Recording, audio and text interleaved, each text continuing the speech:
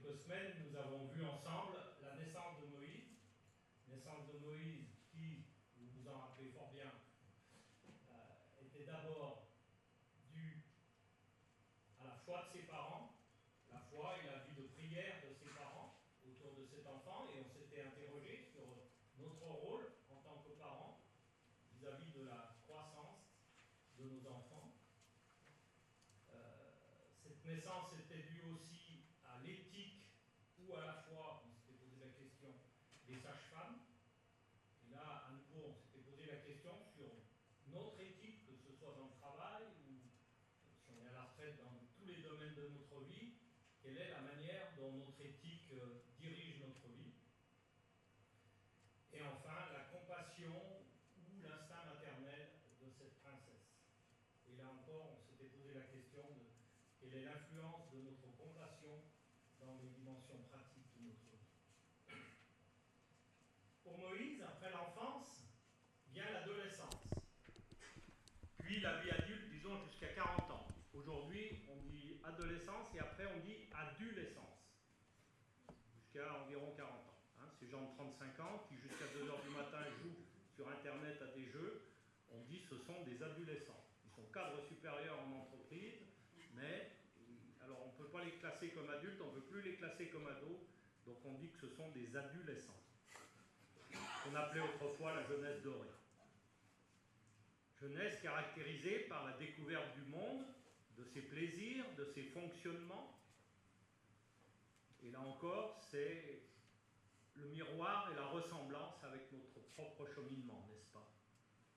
Donc je vous invite à lire Exode chapitre 2, les versets 10 à 15.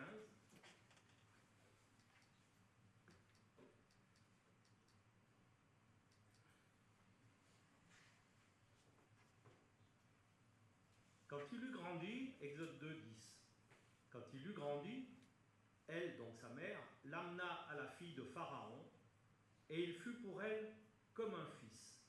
Elle lui donna le nom de Moïse, car, dit-elle, je l'ai retiré des eaux. Le temps passe. En ce temps-là, Moïse, devenu grand, se rendit vers ses frères, et il fut témoin de leurs pénibles travaux. Il vit un Égyptien qui frappait un Hébreu d'entre ses frères. Il regarda de côté et d'autre, et voyant qu'il n'y avait personne, il tua l'Égyptien et le cacha dans le sable. Il sortit le jour suivant, et voici 2 Hébreux se querellaient. Il dit à celui qui avait tort, mais pourquoi frappes-tu ton prochain? Et cet homme répondit, mais qui t'a établi chef et juge sur nous?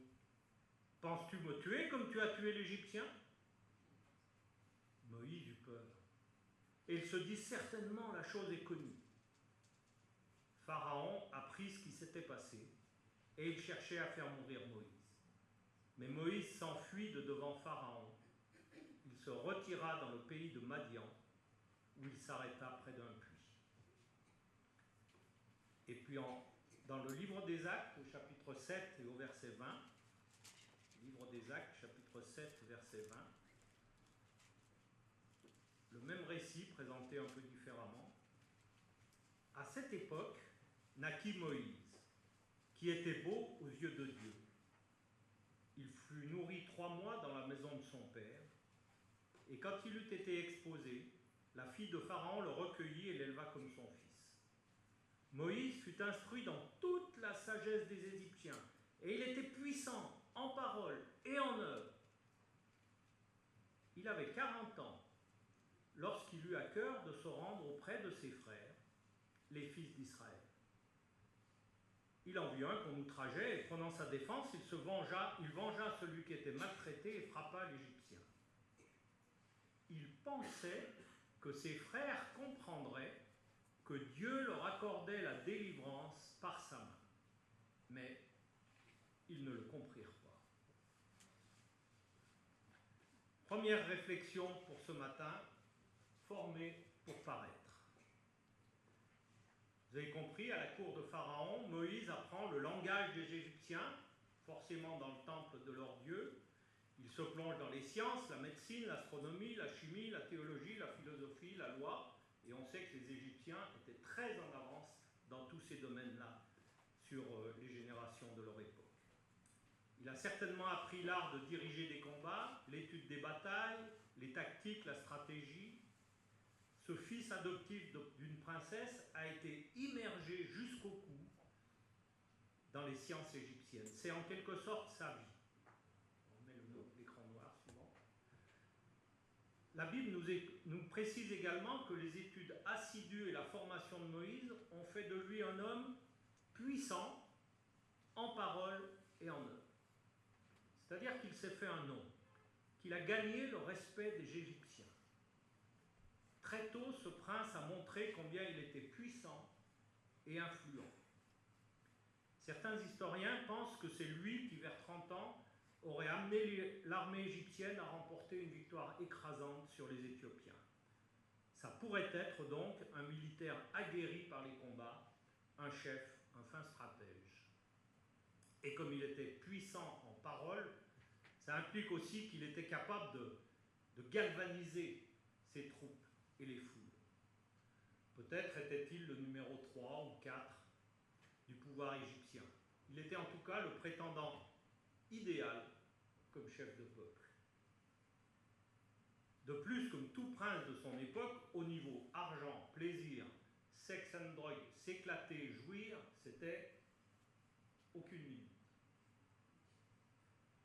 À la cour, Moïse apprend donc le pouvoir de la science, de la force, de l'argent, ainsi que la réalité des dieux égyptiens. Et donc, il est forcément dans une vie de compromis, puisqu'il nous est dit qu'il connaît ses racines juives. Donc une vie de compromis à la cour de Pharaon qui est tellement différente de la vie à la cour d'un Joseph, qui l'a précédé, ou à la cour d'un Daniel, beaucoup plus tard et dans un autre pays.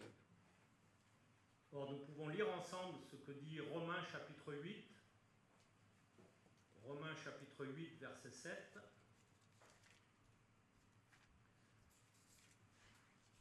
Je vous le lis dans la version second 21.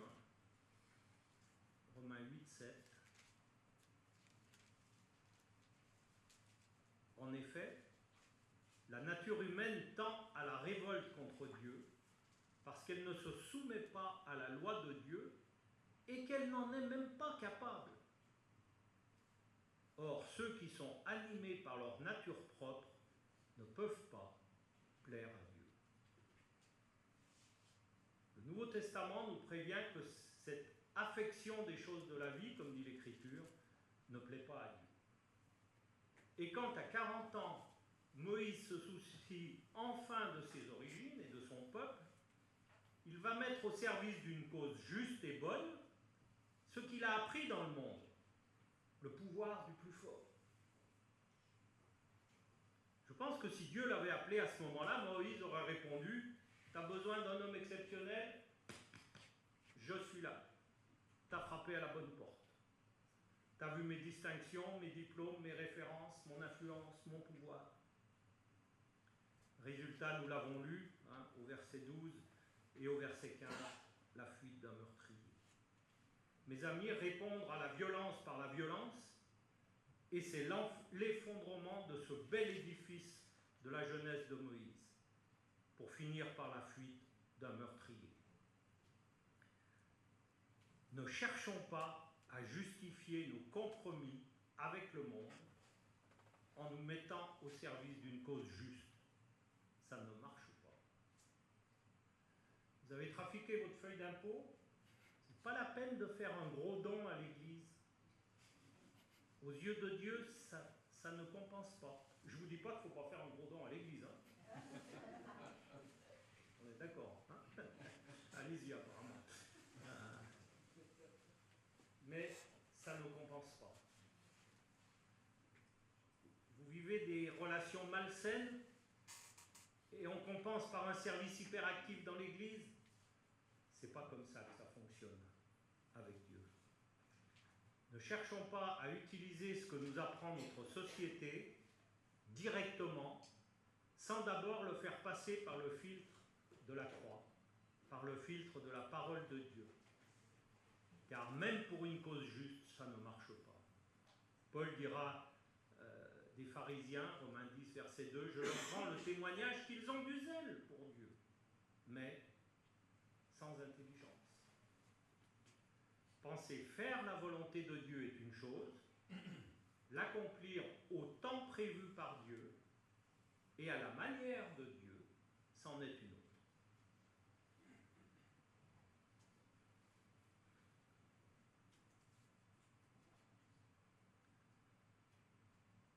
Je répète, ne cherchons pas à utiliser le résultat de nos compromis en les mettant au service d'une cause juste, ça ne marche pas. Alors certains parmi vous pourraient objecter, surtout si vous connaissez votre Bible à fond, comme c'est le cas dans cette église depuis plus de 30 ans, presque 40, que je vous côtoie, dirait, mais dans Hébreux 11, c'est pas comme ça qu'on nous présente Moïse. Moïse, dans Hébreux 11, 25, on nous dit, Moïse refusa d'être appelé fils de Pharaon, il préféra être maltraité, alors que là on nous dit qu'il a fui, n'est-ce pas? Il préféra être maltraité. Mais mes amis, qu'est-ce qui sépare Exode d'Hébreux? Jésus-Christ et la croix. Ce qui sépare le Moïse décrit dans l'Exode et le Moïse écrit dans l'Hébreu, c'est l'œuvre de la croix. C'est le pardon de Dieu qui efface tout. Quand Dieu pardonne, il efface. Il oublie, lui, il oublie totalement. Et c'est ce qui explique que tous ces héros de l'Ancien Testament, Moïse, Abraham, Moïse, David et d'autres, meurtriers, adultères, vendant sa femme pour un pot de vin contre des chameaux, etc., nous soient présentés dans Hébreux 11 comme des héros de la foi. Pourquoi? Parce qu'entre-temps, il y a eu la purification par le pardon de la croix. C'est beau, non? Encourageant, n'est-ce pas? Deuxième remarque pour ce matin, obligé de disparaître. Je reviens à Exode 2 au verset 13-14. Il sortit le jour suivant, deux Hébreux se querellent. Il dit à celui qui a tort, mais pourquoi frappes-tu ton prochain? Et l'homme répondit, mais qui t'a établi chef et juge sur nous? Est-ce que tu veux me tuer comme tu as tué l'Égyptien? Moïse eut peur et dit, certainement, la chose est connue. On peut remettre l'écran noir. C'est à ce stade que Moïse a basculé. Auparavant, il avait certainement eu l'impression de faire le bien, de bien faire. Peut-être même était-il fier de son audace. Acte 7, il frappa l'Égyptien, il pensait que ses frères comprendraient que Dieu leur accordait la délivrance par sa main. Mais ils ne le comprirent pas. Cela veut dire que Moïse croyait devenir un jour le libérateur, bien des années avant d'en recevoir la confirmation au buisson ardent. Et il supposait que tous les autres allaient s'en rendre compte aussi. Il estimait n'avoir qu'à donner le coup d'envoi pour que tous les Hébreux se rallient autour de lui et l'acclament comme leur champion. Allez, prince Moïse, d'accord, on y va, marchons sur le palais. Prenez les marteaux, les fourches, allons-y. Guide-nous, puissant prince. Mais que dit l'Écriture? Ils ne le comprirent pas. Ils n'acceptèrent pas l'attitude de Moïse et ce dernier fut complètement déconcerté. Il pensait que Dieu désirait l'employer puissamment, mais qu'est-ce qui cloche? Où était le problème? Comment pouvait-il s'être trompé? Et sa confiance fait place à la confusion. Qu'est-ce qui se passe? Acte 7, 26 nous dit, le jour suivant, il parut au milieu d'eux alors qu'ils se battaient. Mais pour quelle raison Moïse retourne-t-il sur le lieu de son crime? À mon avis, c'est pour poursuivre l'accomplissement de son plan. En frappant un notable égyptien, il a prouvé sa loyauté aux Hébreux. C'était plan A, phase 1. Maintenant, il faut passer à la phase 2. Et il retourne sur la scène de son acte pour rallier les troupes. Et puis il arrive au beau milieu d'une dispute entre Hébreux. Une dispute entre Hébreux, mais ce n'est pas dans son scénario, ça. La population reconnaissante ne doit-elle pas se rassembler et s'apprêter à mener la grande révolution? Il a dû leur dire, mais enfin, ressaisissez-vous. Nous devons travailler ensemble, frères. Mais ils ne font aucun cas de lui. Qui t'a établi chef et juge sur nous? Waouh, quelle rebuffade! Dis donc, toi, bas les pattes, tu te prends pour qui? Tu n'es pas notre chef, que je sache. Quel sentiment de trahison a dû ressentir Moïse. Mais au fait, comment est-ce qu'on en arrive là, alors qu'on croyait faire le bien, ou qu'on croyait faire la volonté de Dieu?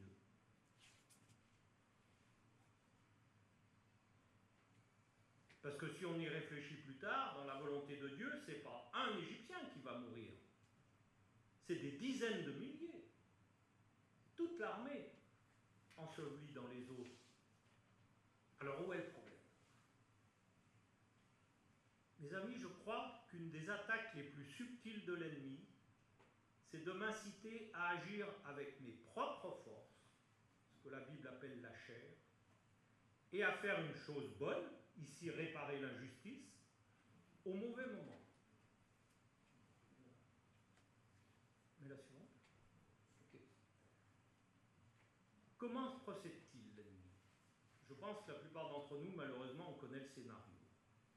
D'abord, on éprouve un sentiment de besoin. Et comme Jephthé, par exemple, on prononce un vœu, un engagement stupide, et après, on passe le reste de sa vie à le regretter.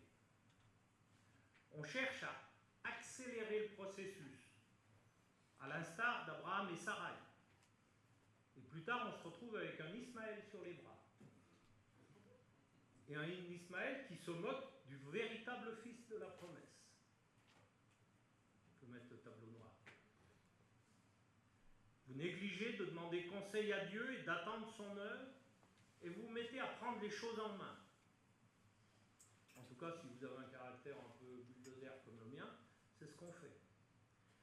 Et invariablement, on fait un bout gâché. Et on se retrouve avec un cadavre sur les bras. C'est comme ça que Satan a tenté Jésus en Matthieu 4. La fin de Jésus, c'était légitime. Alors agis tout de suite pour l'apaiser, là, maintenant. Et Jésus de lui répondre, à l'heure de Dieu seulement. Pas à la tienne, pas à la mienne. La parole de Dieu d'abord.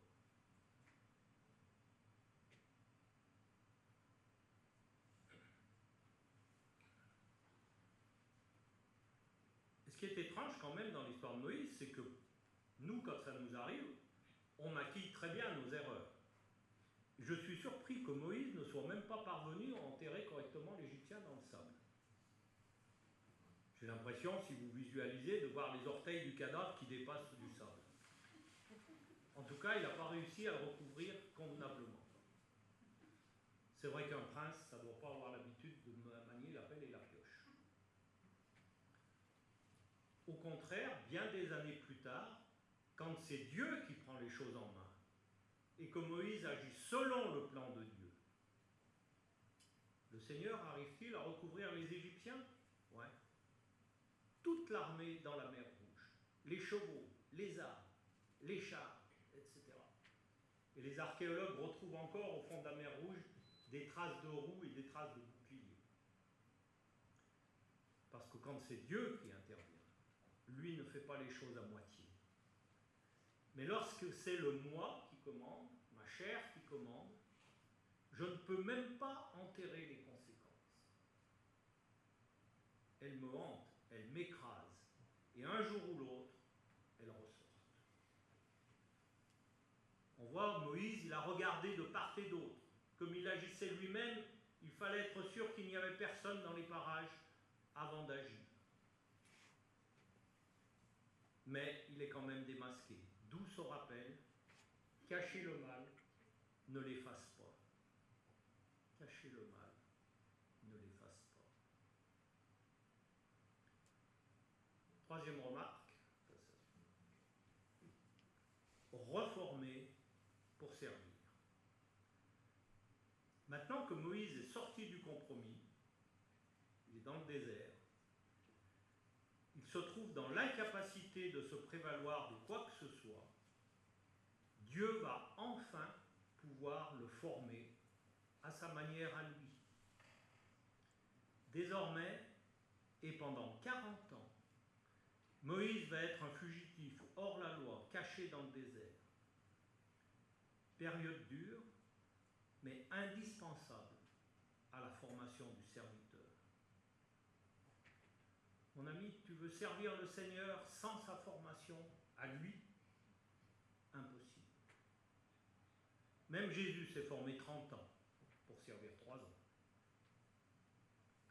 Passe à la suivante. Pour résumer, je dirais que Moïse va apprendre à désapprendre. Pourquoi je dis Moïse va apprendre à désapprendre? Si je mets en parallèle Actes 7, 22 et l'enseignement que Paul va donner aux Corinthiens dans 1 Corinthiens 1, 20, on voit tout le chemin parcouru. Acte 7, 22, il nous est dit que Moïse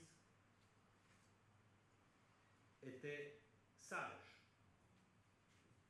Et dans 1 Corinthiens 1, 20, Paul nous dit que pour qu'un serviteur de Dieu soit utile, il faut qu'il y ait de la folie. Verset 20, Dieu n'a-t-il pas convaincu de folie la sagesse du monde? Moïse était puissant. 1 Corinthiens 1, verset 27, Dieu a choisi les choses faibles pour confondre les fortes. Moïse a dû apprendre la vie dans la faiblesse. Enfin, il nous est dit qu'il était puissant en parole. L'apôtre Paul, sans doute le plus grand orateur de tous les temps, disait au chapitre 2 de 1 Corinthiens, versets 1 à 4, « Ce n'est pas avec une supériorité de langage. Ma parole ne reposait pas sur les discours persuasifs, mais sur une démonstration d'esprit. » Une parole sans supériorité. Fais défiler alors. Excuse-moi, je ne t'ai pas dit. Puissance, faiblesse, parole. Le dernier. Voilà. Sans éloquence. Moïse apprend donc à vivre selon Dieu dans la soumission à son esprit. Et c'est valable aussi pour nous aujourd'hui. Prenez le temps de chercher dans vos Bibles Romains chapitre 8 et verset 13.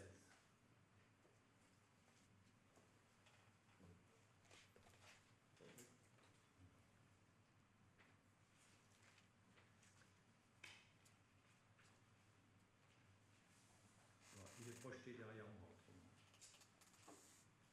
Si par l'esprit vous faites mourir les actions du corps, vous vivrez. Si par l'esprit vous vous défaites de votre ancienne formation pour acquérir la nouvelle, vous vivrez. Et Zacharie 4, verset 6, ce n'est ni par la puissance, ni par la force, mais c'est par mon esprit, dit l'Éternel.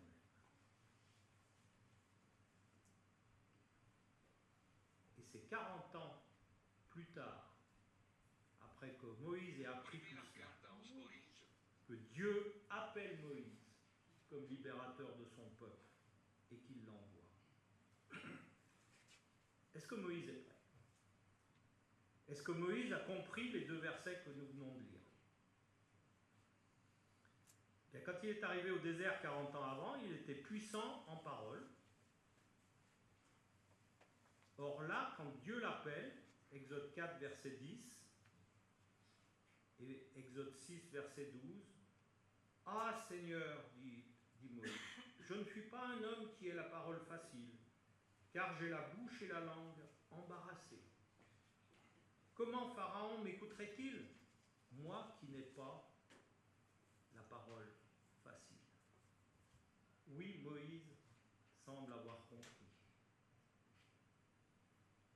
Et nous, sommes-nous prêts?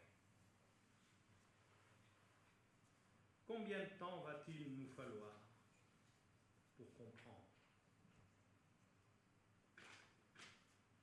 Comprendre que nous avons le choix entre vouloir réussir dans la vie, et donc dans la société, ou de réussir ma vie, c'est-à-dire de réussir ma marche avec Dieu et à son service.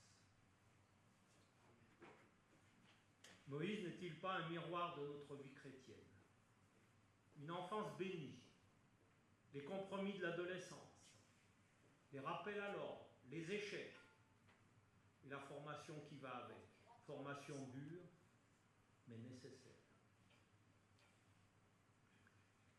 Mais alors, pensez-vous peut-être, maintenant formé et soumis, le service de Moïse va être enfin couronné de succès. Ça va être une véritable marche triomphale.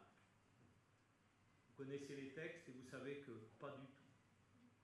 Ça va être des victoires éclatantes et permanentes de Dieu. De Dieu, oui. Mais le service de Moïse, faible, humble et soumis.